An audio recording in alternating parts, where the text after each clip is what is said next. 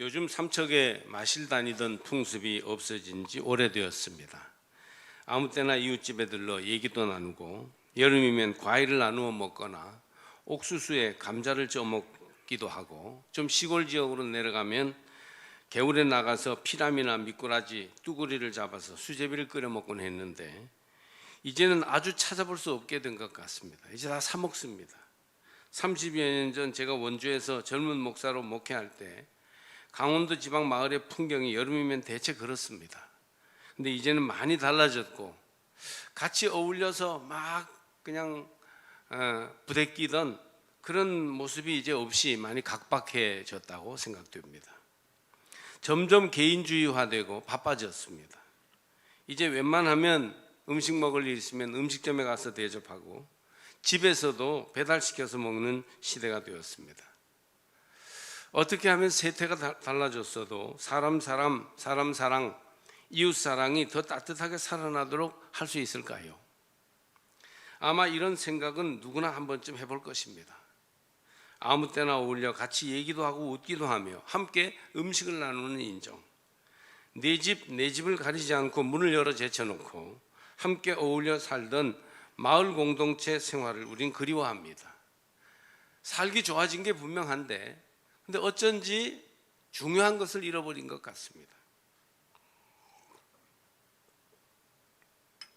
이웃 사촌이라고 이웃 간의 동기간 같은 인정이 가득했으면 좋겠습니다. 교인들 사이에도 정이 철철 흘러 넘치면 좋겠습니다. 그렇죠, 여러분?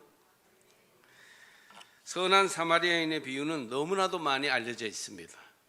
그러나 충분히 모르고 지나가는 경우가 많아요. 우리가 알고 있는 선한 사마리아인의 비유를 아마 다 알고 계실 것입니다. 예루살렘에서 여리고로 가는 길목에서 강도 만난 사람이 발가벗긴 채 피 흘리며 죽어가고 있습니다. 제사장이 보고 그냥 지나갔고 레위인이 피하여 그냥 지나갔습니다. 그러나 어떤 사마리아 사람이 길을 가다가 그 사람이 있는 곳에 이르러 그를 보고 불쌍히 여기는 마음이 들어 도와줍니다. 예수님은 이 비유를 말씀하시면서 너도 그와 같이 하라고 이 율법 학자에게 말하고 계십니다. 그런데 조금 더 자세히 보면 이 비유는 몇 가지 중요한 사실을 담고 있습니다. 우선 이 비유 이야기는 율법 선생과 대화하시다가 예수님이 하신 말씀이에요. 무슨 대화를 하였습니까? 영생에 관한 주제였습니다. 선생님, 내가 무엇을 하여야 영생을 얻겠습니까? 26절 말씀이에요. 즉 믿음의 본질과 인생의 진리에 관하여 말씀하시다가 이 비유가 나왔기 때문에 이것은 중요한 신앙 진리, 성경의 핵심 주제를 다루고 있다 이렇게 말할 수 있습니다. 영생을 얻는 길을 물어보는 율법 선생은 진리를 알고 행하려고 물어본 게 아니라 예수를 시험하려고 물어보았습니다. 성경 잘 아나? 얼마나 지식이 있나? 이걸 시험해보고 실력이 없으면 예수가 형편없던데 이렇게 소문을 내려고 물어본 것입니다. 그러나 예수님은 오히려 그에게 지식을 발휘할 기회를 주었습니다. 율법에 무엇이라 기록되었으며 네가 어떻게 읽느냐? 성경 내용을 얘기하고 그걸 해석해 보라 그런 얘기입니다. 율법 교사는 그게 아주 전공이니까 100점짜리 대답을 하였습니다. 그러자 예수님은 내 대답이 옳도다. 이를 행하라. 그러면 살리라 하셨습니다. 율법 교사는 자기를 옳게 보이려고 예수님께 이렇게 물어봅니다. 그러면 내 이웃이 누구입니까? 요거는 대답을 잘 못하겠지. 그래서 의표를 찌른다고 내 이웃이 누구입니까? 이렇게 물어봤어요. 그러자 예수님이 영생을 어떻게 얻느냐에 대한 율법 교사의 대답과 이웃이 누구냐라는 추가 질문에 대한 대답으로 하신 말씀이 바로 이 비유입니다. 여기 비유의 시작과 끝에 중요한 변화가 있어요. 한 가지는 영생에 대하여 또 이웃에 대하여 벌였던 이론적인 토론이 가서 너도 그와 같이 하라는 실천적인 명령으로 바뀌어 있습니다. 이 율법 교사는 이론적인 토론을 하려고 하는데 예수님은 실천적으로 실천하라고 명령하십니다. 두 번째 또 달라진 것은 내 이웃이 누구냐라는 질문이 이 이야기를 하신 후에는 누가 강도 만난 자의 이웃이냐로 바뀌어 있습니다. 이웃에 대한 관점이 바뀐 거예요. 이 말씀은 영생 얻는 길, 이웃 사랑에 대하여 주님이 주신 가르침 속에서 나타난 말씀입니다. 자, 오늘 우리가 이 말씀을 보면서 몇 가지 생각을 할 수 있어요. 첫째로, 우리가 이웃을 사랑하는 삶을 살려면 아는 데에서 그치지 말고 실천해야 되는데, 그 첫걸음은 자기중심주의에서 함께하는 삶으로의 변화다 하는 사실입니다. 요즘 사람들 정말 이기적이죠. 남 앞에서만이 아니라 부모 자식 간이나 부부 사이에도 얼마나 이기적인지, 그게 많은 가정 안의 문제를 일으키고 있습니다.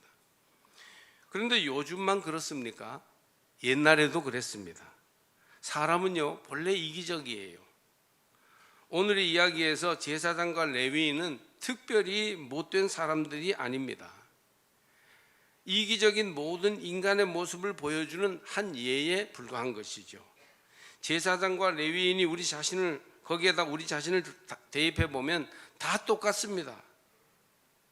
그러나 예수님은 이기적인 인간, 모두가 그렇게 자기만 아는 사람들인데, 거기에 남을 조금만 배려하면 사랑을 이룰 수 있다고 가르쳐 주시는 것입니다.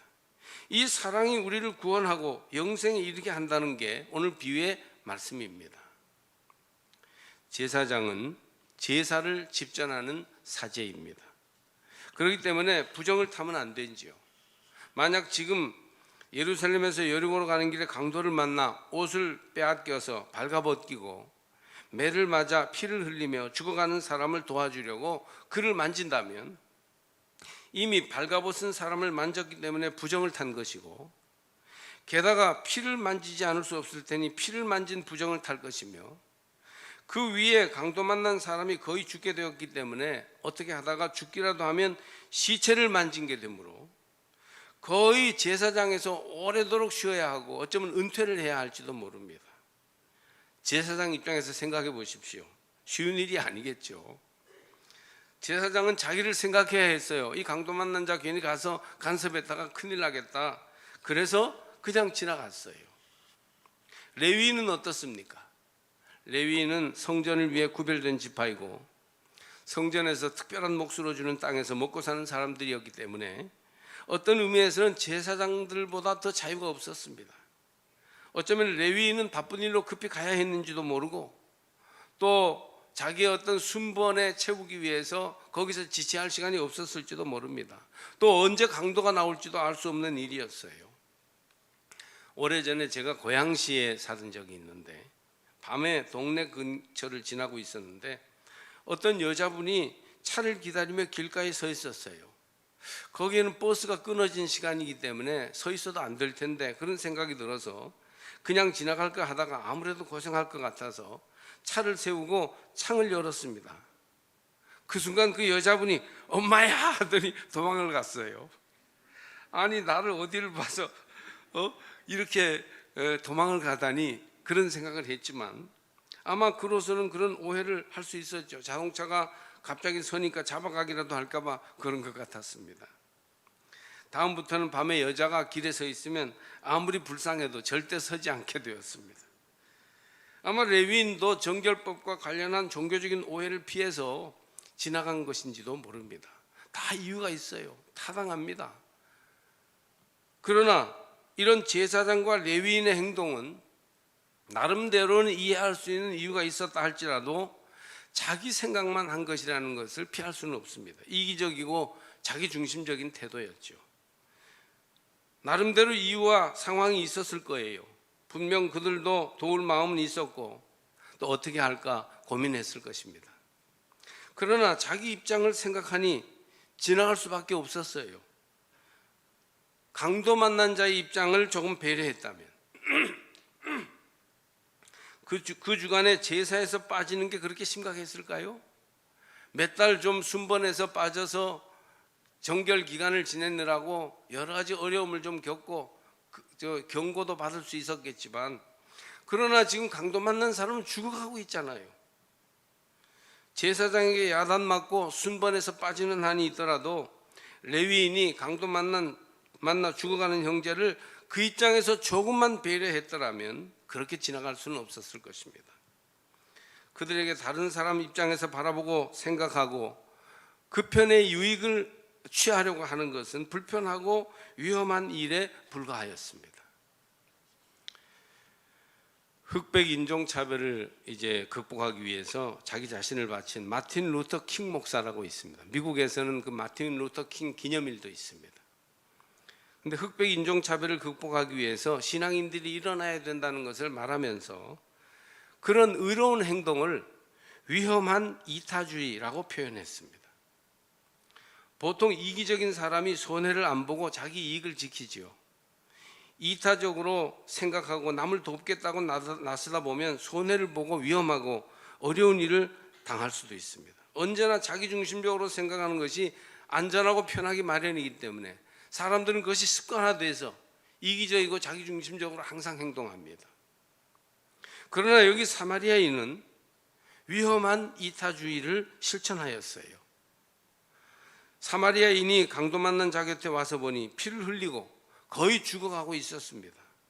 아직 강도가 근처에 있을지도 모르고 유대인들은 원래 사마리아인들을 미워하기 때문에 이 사람을 도와주었다가는 동네에서 오해를 받거나 복잡한 일이 생길지도 몰랐습니다.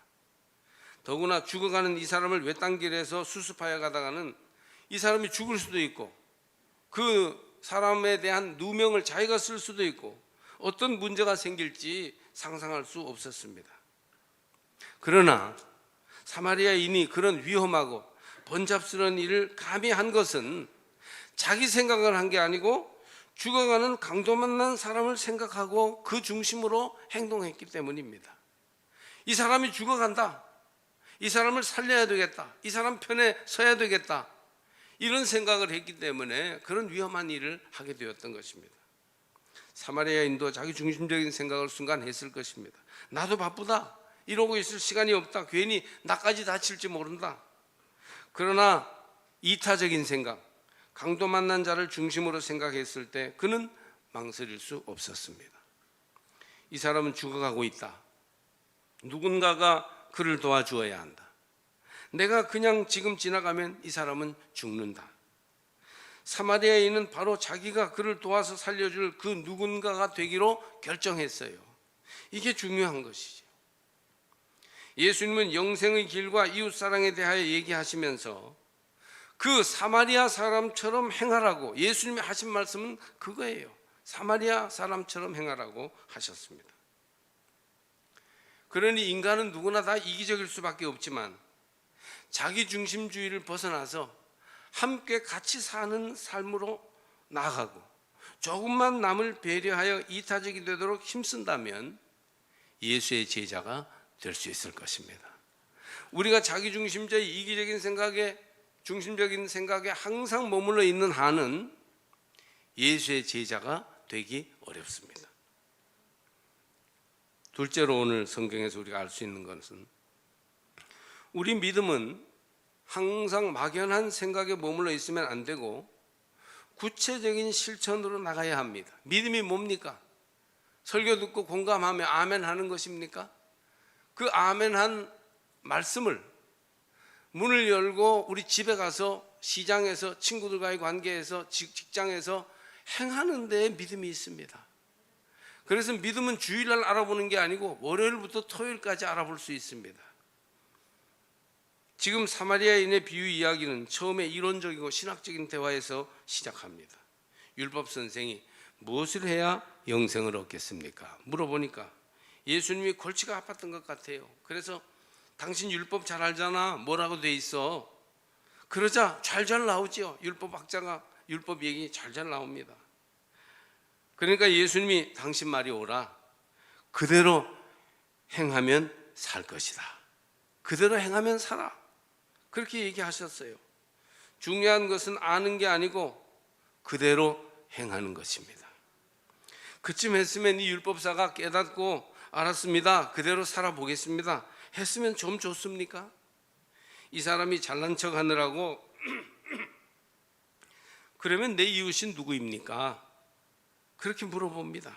그러니까 답답해서 예수님이 알아들으라고 이 비유를 말씀하셨습니다. 여기 아는 데 있어서는 제사장이나 레위인이 훨씬 낫습니다. 율법을 읽어도 더 읽고 교리를 알아도 더 알죠. 그런데 그들은 아는 대로 살지 않았어요. 자기 중심적으로 이기적인 데 빠져 있었기 때문입니다.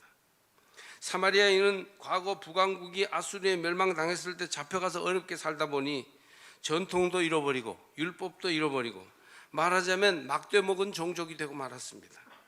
뭐 제대로 알기를 했겠습니까? 유대인들이 보기에 사마리아 사람은 율법을 알아도 어설프게 알았다고 여겼습니다. 그런데 조금밖에 모르고 그나마도 어설프게 알았지만 아는 대로 행했습니다. 많이 알고 행하지 않은 제사장이나 레위인보다 조금 알고도 그 아는 대로 행한 사마리아인처럼 하라고 예수님이 말씀하십니다. 예수님은 조금 알아도 몰라도 아는 대로 산 사람 있지, 그 사람처럼 행해야 해, 이렇게 명령하십니다. 아무튼 교인들은 알려고 노력해야 하지만 아는 데만 머무르면 종교 위선자가 되고 맙니다. 행하려고 훨씬 노력해야 합니다. 우리는 아는 것을 행하는 데 힘써야 해요.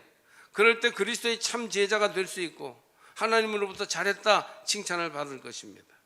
율법 선생처럼 성경을 잘잘 외우면 뭘 합니까? 강도 만난 사람이 있을 때 다 도망할 주제예요. 잘 몰라도 진리는 그리 어렵지 않아요. 우리가 믿고 따르고 행할 진리는 어찌 보면 단순한 거예요. 뭘 어렵게 공부하고 대단히 쪼개고 주석책을 잘잘 읽어야만이 알 수 있는 게 아니에요. 하나님 사랑, 이웃 사랑, 이거 모를 사람 어디 있어요? 성경 공부를 좀 했으면 좋겠다, 뭔가 아는 게 있어야 제대로 믿지, 그런 얘기들을 가끔 듣는데 제가 보니 그 사람들 절대 몰라서 안 되는 게 아니에요. 행하지 않아서, 그나마 조금 아는 대로 또 어설프게 아는 대로 살지 않아서 구원을 얻지 못하고 영생을 누리지 못하는 거예요. 여러분, 진리를 알려고 노력하십시오. 진리를 열심히 배워야 합니다. 그러나 그보다 더욱 천배 만배 진리대로 구체적으로 조금이라도 실천하려고 노력하시기 바랍니다. 오늘 이 행하라는 말씀에 아멘 하셔야 해요. 요즘 코로나가 수그러드니까 신천지가 다시 고개를 들고 있습니다. 성경 공부를 잘 시켜준다, 무료로 시켜준다고 하면서 공부해 보자고 하니까 미혹되어서 쫓아다니는 사람들이 삼척에도 있다고 합니다. 절대 그런 데 다니지 마세요. 신천지는 여기 율법교사 같은 부류의 사람들입니다. 진리를 잘 안다는 그들, 비유풀이에 능하고 계시록을 풀어 해석하여 남들이 모르는 것을 알려준다는 그들이 코로나 때 이 사회와 국민을 향해 행했던 행태들을 보십시오. 그들은 진리에서 멀리 떨어져 있습니다. 우리는 아는 대로 행해야 합니다. 하나님 나라가 이 땅에 이루어지도록 우리가 그 안 것을 실천해야 합니다. 사마리아인을 보세요. 첫째로 불쌍히 여기는 마음이 들었습니다. 이웃을 향한 배려와 사랑은 공감하는 데서부터 시작되죠. 그 다음에 사마리아인은 둘째로 가까이 갔습니다. 셋째로 상처에 올리브 기름과 포도주를 부어주었어요. 다 여행 중인 사람에게는 필수품이며 귀한 것이었지만 자기 필요보다는 강도 만나 죽어가는 사람에게 훨씬 급히 필요했기 때문에 상처에 부어서 소독하고 응급치료를 하므로 자기 필요를 이 사마리아 사람에게 썼습니다. 넷째로 싸맸습니다. 천이 귀한 시대에 아마 옷을 찢어야만 했을 것입니다. 다섯째로 자기 짐승에 태워 여관으로 데리고 갔습니다. 그리고 여섯째로 2데나리온, 이건 적은 돈이 아닌데 그걸 여관 주인에게 주었습니다.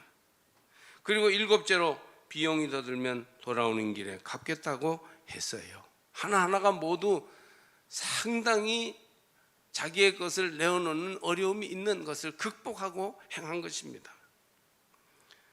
구체적이고 실질적인 강도 만난 자에게 필요한 모든 실천을 다 했어요.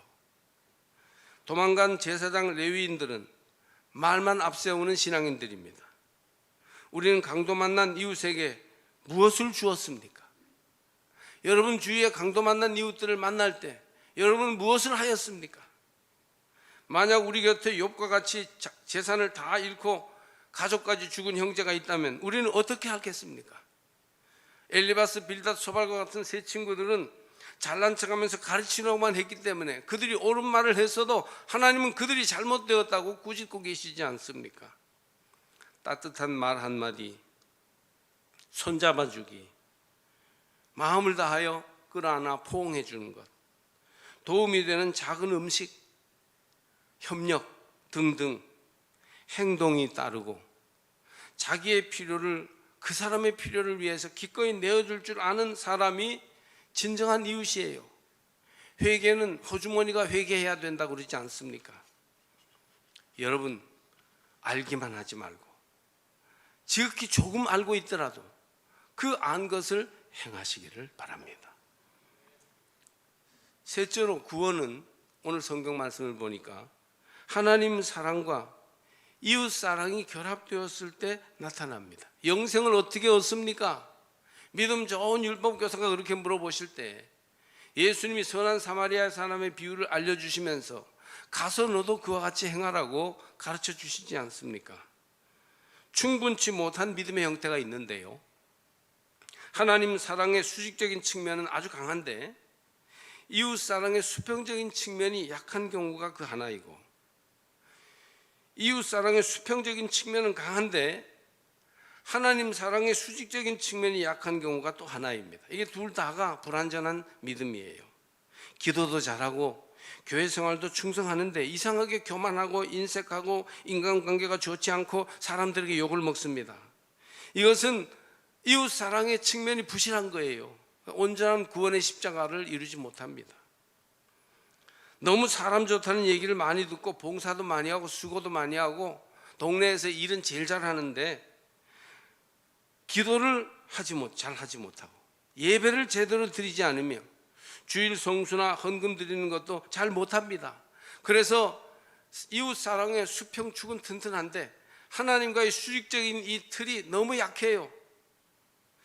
이것도 역시 영생 얻는 신앙이라고 보기 어렵습니다. 수직 막대기와 수평 막대기가 합하여 십자가를 이루듯이 주님은 이 두 가지가 다 있어야 영생 얻는다는 진리를 말씀하셨고 그것을 실천하도록 명령하셨습니다. 여러분은 이 두 가지, 하나님 사랑과 이웃 사랑을 다 갖추시기를 축복합니다. 우리 삼척제일교회 성도들은 어디 가든지 건강한 믿음을 보여주어야 하는데 그것은 하나님과의 수직적인 관계도 견고하게 잘 세워서 하나님 사랑에 투철하고 이웃과의 수평적인 관계도 잘 실천하고 생활하여 이웃 사랑도 실천하는, 그리하여 영생을 이루는, 하나님 나라가 성취되는 그런 여러분들의 삶이 다 되시기를 바랍니다. 어떤 교인들은 교회가 지역 사람들도 구원하고 먼데 있는 사람, 외국에까지 가서 복음 전하여 선교의 사명을 감당해야 한다고 강조합니다. 깊이 있는 예배를 통하여 하나님께 영광을 돌리는 것을 가장 중요한 신앙인의 사명으로 생각합니다. 그러면서 인정 있게 이웃과 어울리고 교우들과 서로 사랑하는 일, 밥 먹고 차 마시면서 정말 마음을 다하여 그들의 어려움을 함께 나누어 주는 일, 이런 것들은 세속적이고 인간적이기 때문에 그런 데에 교회가 힘을 쏟는 것은 잘못이라고 합니다. 하나님과의 교제는 정당하지만 성도 간의 교제는 너무 강하면 안 된다, 이렇게 말하기까지 합니다.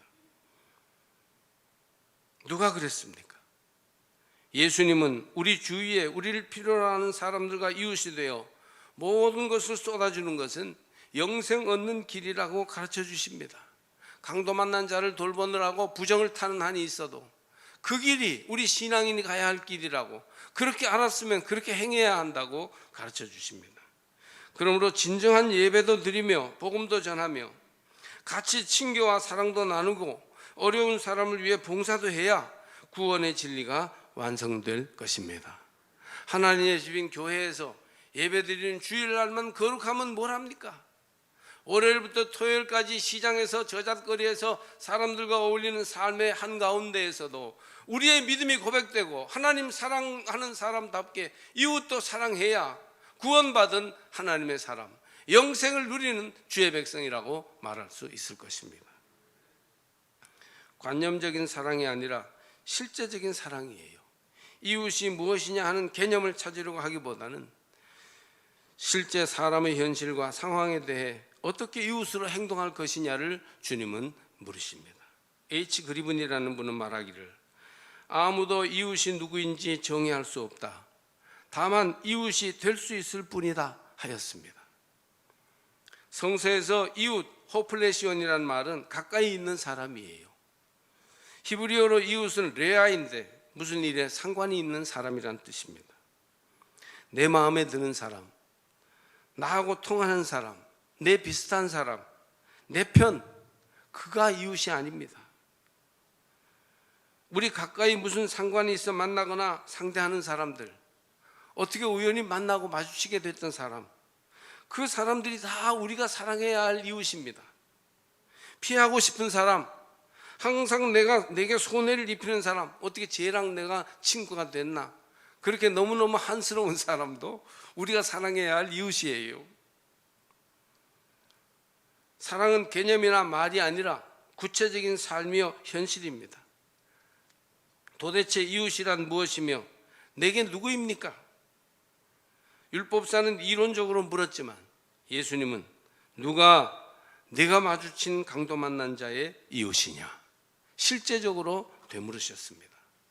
그러니 여러분, 그 이웃을 주의 사랑으로 품으시기를 바랍니다. 프랑스의 유명한 설교가 오베르랑 목사님이 젊은 시절에 눈에 덮인 알프스의 산을 오르다가 발을 헛디뎌서 깊은 계곡으로 떨어졌습니다. 사고를 당했어요. 그가 정신을 잃었다가 의식을 회복해 보니 어느 집 방에 누워 있었습니다. 그는 계곡으로 굴러떨어져서 죽을 뻔한 자기를 구해준 집주인에게 말했습니다. 당신은 내 생명의 은인입니다. 당신의 이름은 무엇이며 이곳의 주소는 어떻게 됩니까? 제가 돌아가면 반드시 은혜를 갚겠습니다. 그러자 농부는 웃으면서 말했습니다. 저도 한 가지 묻겠습니다. 제 질문에 대답하실 수 있다면 저도 제 이름과 주소를 알려드리겠습니다. 당신은 예수께서 비유로 말씀하신 선한 사마리아 사람의 이름과 주소를 알고 계십니까? 혹시 여러분은 그 사마리아인의 이름을 알고 계십니까? 이름도 없이, 빛도 없이, 오직 남을 배려하는 이타적인 마음으로 하나님을 사랑하고 내 이웃을 내 몸같이 사랑한 사람, 그 선한 사마리아 사람의 길로 나아갑시다. 누가 강도 만난 자의 이웃일까요? 그렇게 우리가 물어봐야지. 누가 내 이웃입니까? 이기적으로 물어서 자기 좋은 사람들하고만 어울리면, 자기끼리들만 신나면 그게 무슨 예수님이 가르쳐준 이웃사랑이 되겠습니까? 생각과 말로만 그치지 말고 작은 것부터, 내 이웃 옆에 있는 그 사람에게서부터 시작하십시오. 이웃사랑이 없는 하나님 사랑, 혹은 하나님 사랑이 없는 이웃사랑에 그치는 절뚝배기 신앙이 아니라 하나님 사랑과 이웃사랑이 함께 가는 성숙한 신앙이 되도록 우리 모두 결단합시다.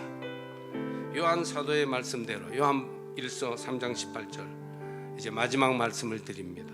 자녀들아, 우리가 말과 혀로만 사랑하지 말고 행함과 진실함으로 하자.